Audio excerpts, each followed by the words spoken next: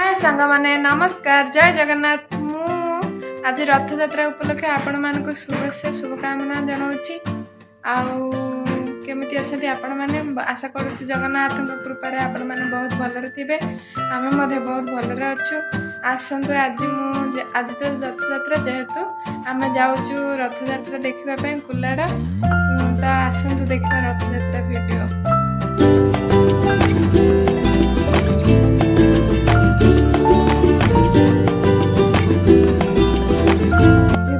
बाहरी घर पलि आसिलु देखु आम रास्त थे मु मंदिर वीडियो पठे कुलाड़ार आम से कुलाड़ा ही जाऊँ कुलाड़ार बहुत धूमधाम रथ यात्रा हुए जपरी आमर पुरी हुए से बहुत भीड़ माने बहुत भीड़ लगी था माने एमती भीड़ माने सीमा नहीं तार केते तो रथ को कहीं छुई पारती केते रथ दौड़ी टाणुर सुजोग मिले आ जगन्नाथ कृपार देखा आम भाग्य से सुजोग अच्छी कि नहीं रथ देखा सुजोग अच्छी कि रथ टाणिबार भगवान सुजोग कर केवल भगवान पर ही निर्भर करे। तो फ्रेंड्स मु गोटे कथा कही रखा चाहूँगी आमे होचंती मनुष्य आमे शुद्ध श्रुत आत्मा आमे परमात्मा अंश स्वरूप मोर आमर कर्तव्य होची ईश्वर को प्रार्थना करवा यही भावना दे प्रार्थना करवा एवं प्रार्थना शेष भगवान को जनवा हे प्रभु तुम्हें जगतर मंगल कर समस्त को सुखी रख धर्मर जय हो पापर क्षय हो ओम शांति यह कहवा द्वारा आमर माने निजस्व जो अहंकार थाए ताहा कटि जाई थाए अहंकार रखिले कौन सी भी मूल्य नहीं जगतर केवल जगन्नाथ ही जड़े से केवल तांकर ही सृष्टि रे राजत्व चले माने से ही एक परमात्मा तांको बिना अन्य किछि नहीं। तो सब बेले आपण माने किछि भी ना किछि समय माने 24 घंटा मिनिमम 15 मिनट भी भगवान आम समय बाहर कर किसी बड़ कथा गाड़ी पार्किंग जो से आम अच्छु तो गाड़ी देखो केते गुड़ा गाड़ी आप आगुरी देखने केते गुड़ा गाड़ी थी ये आम गाड़ी ए पार्किंग कर चली हाफ किलोमीटर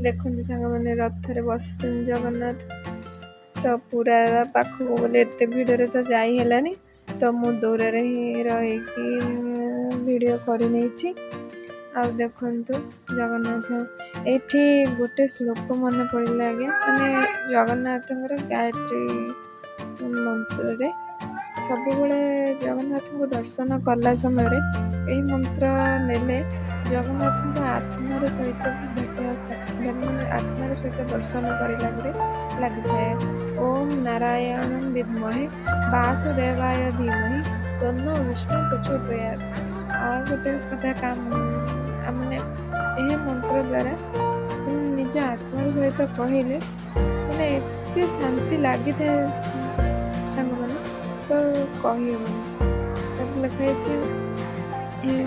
कहूँ मैंने ये श्लोकटी मैंने बहुत मैंने थर ट्राए कर बहुत शांति लगी केते दुखरे थिले ये मंत्रटी जप बहुत शांति लगे।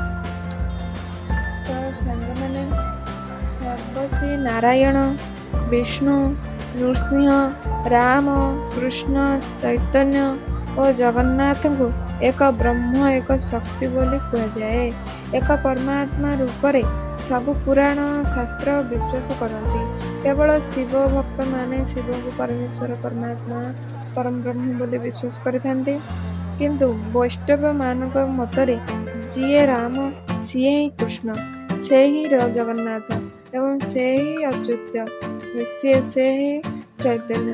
ତେଣୁ ଗୋଟିଏ ମନ୍ତ୍ରରେ ବିଷ୍ଣୁ କୃଷ୍ଣ ଜଗନ୍ନାଥଙ୍କୁ ଆମେ ପୂଜା କରିପାରିବା। ସେ ମନ୍ତ୍ରଟି ହେଲା ଓମ୍ କ୍ଲିଂ କୃଷ୍ଣାୟ ଗୋବିନ୍ଦାୟ ଗୋପୀଜନ ବଲ୍ଲଭାୟ ସ୍ୱାହା। ଏହି ମନ୍ତ୍ର ସହ ବିଭିନ୍ନ ଦେବତାଙ୍କର ସ୍ୱତନ୍ତ୍ର ଗାୟତ୍ରୀ ମନ୍ତ୍ରକୁ ସଂଯୋଗ କରାହୋଇ ପୂଜା ପାଠ କରାଯାଏ। ଏହି ଦେବତାମାନେ ପ୍ରିୟ ମନ୍ତ୍ର ହେଲା ଓମ୍ ନମଃ ଭଗବତେ ବାସୁଦେବାୟ ନମଃ। ଏହି ମନ୍ତ୍ରରେ ଆପଣ ଜଗନ୍ନାଥଙ୍କୁ ପୂଜା କରିପାରିବେ। ଏହି ମନ୍ତ୍ରରେ ଜଗନ୍ନାଥଙ୍କର ଆପଣ ସ୍ନାନ କରିପାରିବେ। ଏହି ମନ୍ତ୍ରରେ ଭଗବାନଙ୍କୁ ଚନ୍ଦ୍ର ଲାଗି କରିପାରିବେ, ପୁଷ୍ପ ଲାଗି କରିପାରିବେ, ଧୂପ ଲାଗି କରିପାରିବେ ଏବଂ ନୈବେଦ୍ୟ ବି କରିପାରିବେ। ପୁଷ୍ପାଞ୍ଜଳି ପ୍ରାର୍ଥନା, ସବିଶେଷ କ୍ଷମା ପ୍ରାର୍ଥନା ସବୁ କିଛି ଆପଣମାନେ କରିପାରିବେ। ସାଙ୍ଗମାନେ କେମିତି ଜଗନ୍ନାଥଙ୍କର ପୂଜା ଅର୍ଚ୍ଚନା କରିବେ ତ କେଉଁ ମନ୍ତ୍ରରେ କରିବେ ମୁଁ ସେସବୁ କହିଲି। ଆଉ ଚାଲନ୍ତୁ ଏବେ ଯେଉଁଠି ଆମେ ରଥଯାତ୍ରା ଦେଖୁଛେ ସେ ବିଷୟରେ କଥା ହେବା। ଆକ୍ଚୁଆଲି କଥା କ'ଣ କି ସାଙ୍ଗମାନେ, ନେକ୍ସଟ ଇୟରରେ ଯେତେବେଳେ ଆମେ ଆସିଥିଲୁ ସେତେବେଳେ ରଥ ମାନେ ଏବେ ସମୟ ହେଲା 6:30 ଭିତରେ ରଥ ମାଉସୀ ମା ମନ୍ଦିରରେ ଲାଗି ଯାଇଥିଲା। କିନ୍ତୁ ମାନେ ଏଇ ବର୍ଷ କାହିଁକି କେଜାଣି ରଥ ପୁରା ଧୀରେ ଧୀରେ ଆସୁଛି। ପ୍ରଭୁଙ୍କର ଯାହା ଇଚ୍ଛା, ତାଙ୍କ ଇଚ୍ଛା ବିରୁଦ୍ଧରେ କିଏ ବଯାଇପାରିବ। ତାଙ୍କ ଇଚ୍ଛାରେ ତାଙ୍କେ ଧୀରେ ଧୀରେ ଦେଖନ୍ତୁ ସନ୍ଧ୍ୟା ହେଇ ଆସିଲାଣି, ପୁରା 6:30 ହେଇଗଲାଣି। 6:30 ପରେ ତ ପୁରା ରାତି ହୁଏ, ତ ସନ୍ଧ୍ୟା ହେଇ ଆସିଗଲାଣି। ତଥାପି ଭଗବାନ ମନ୍ଦିରଟା ସେ ପାଖରେ ଅଛି, ସେ ପାଖରେ ହିଁ ଭଗବାନ ଅଛନ୍ତି, ମାନେ ରଥ ଅଛି। ଆଉ ରଥ ଆସିବ କେତେବେଳେ ତ କହିହେବନି।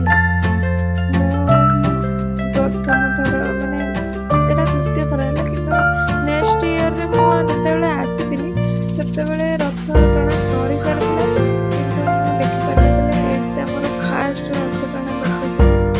ମୁଁ କେବେ ମୋତେ ଏଜ୍ ହେଲାଣି 24 ବର୍ଷ, କିନ୍ତୁ ମୁଁ 24 ବର୍ଷରେ କେବେ ବି ରଥ ଟଣା ଦେଖିନି। ଏଇଟା ମୋର ଫାଷ୍ଟ ରଥ ଟଣା। ତ ଫାଷ୍ଟ ରଥ ଟଣାରେ ମୁଁ ଆଜି ବି ଭଗବାନଙ୍କୁ ପୁରା ଦେଖିପାରୁନି, କାହିଁକି ନା ଭଗବାନ ତ ଧୀରେ ଧୀରେ ହିଁ ଆସୁଛନ୍ତି, କେମିତି ଆମେ ଦେଖିବା।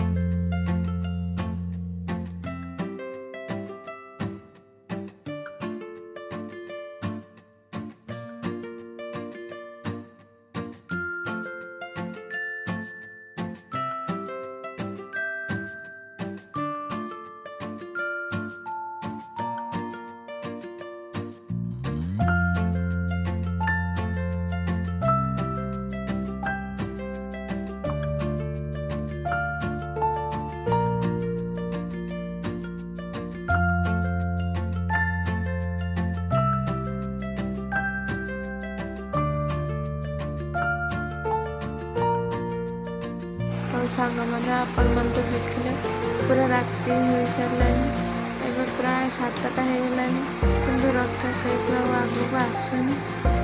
ଏବେ ପୁରା ଅନ୍ଧାର ହେଇଗଲାଣି, ରଥ ଆସୁନି। ବୋଧେ ଆଜି ରଥ ଆଉ ମାଉସୀ ମା ମନ୍ଦିର ଲାଗିବନି। ପୂଜାରୀ ମାନେ ସେଇଠି ହିଁ ନଡ଼ିଆ ମାନେ ଏଠି ଭୋଗ କରାହେଇସାରିଲାଣି। ଭୋଗ ମାଉସୀ ମା ମନ୍ଦିର ପାଖରେ ହିଁ ଭୋଗ ଲାଗିଥାଏ, କିନ୍ତୁ ପ୍ରଭୁ ତ ଆଉ ଆଜି ସାଙ୍ଗମାନେ ଦେଖନ୍ତୁ ମୁଁ ଆଉ ଫେରି ଆସିଲିନି, ମୁଁ ଚେଞ୍ଜ ବି କରିନେଇଛି। ଆଉ ରଥ ଅଧାରେ ରହିଗଲା, ତ ପ୍ରଭୁ ମାଉସୀ ମା ମନ୍ଦିର ଭିତରକୁ ବୋଲି ପର୍ଯ୍ୟନ୍ତ ଯାଇପାରିଲେ ନାହିଁ। ଆଉ ଆଜି ବୋଧେ ଯିବେ, ମାନେ କାଲି ବୋଧେ ପ୍ରଭୁଙ୍କୁ ଯିବେ ଆଉ ମାଉସୀ ମା ମନ୍ଦିର ନିଆହବ ବୋଧେ। ଆଉ ରଥଯାତ୍ରା ଭିଡ଼ିଓଟି ପୁରା କେମିତି ଲାଗିଲା କମେଣ୍ଟ କରି କହିବେ, ଆଉ ଲାଇକ୍ କରିବେ, ସବସ୍କ୍ରାଇବ୍ କରିବେ। ନମସ୍କାର।